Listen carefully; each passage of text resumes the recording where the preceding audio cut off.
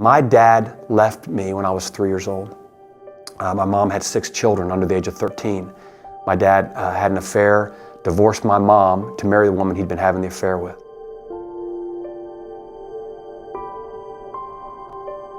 Two years later, he divorced that woman and remarried my mom again and stayed for 9 months and divorced my mom again and went back and remarried that same lady.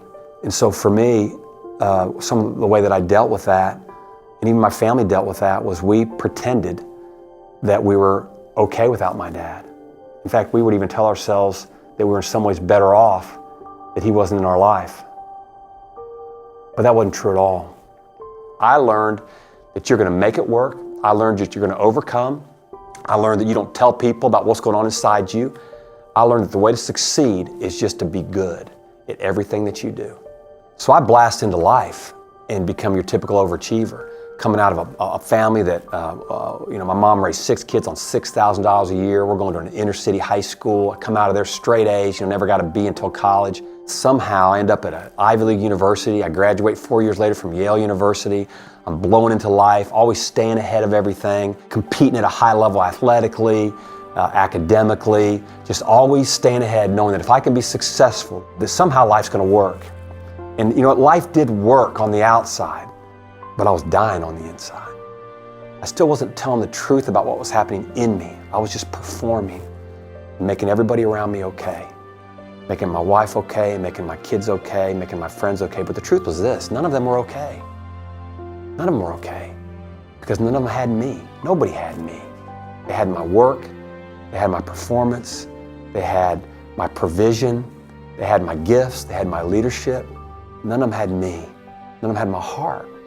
And by the way, there's no way they could have me, because I didn't have me, because I didn't know where I was. I was lonely for myself. I was lonely for God. I was lonely for a dad I never had. I was lonely for friends I was around but didn't know how to connect to.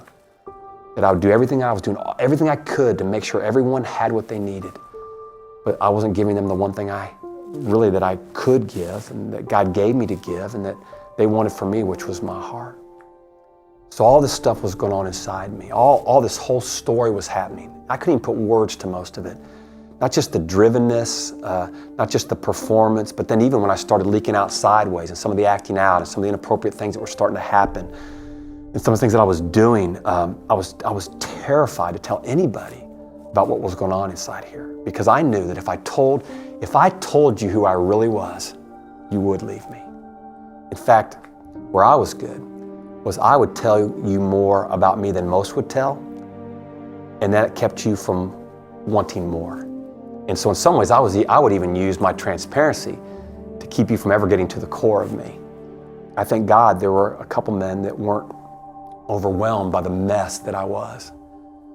And they became the first place that I began to start to tell the truth.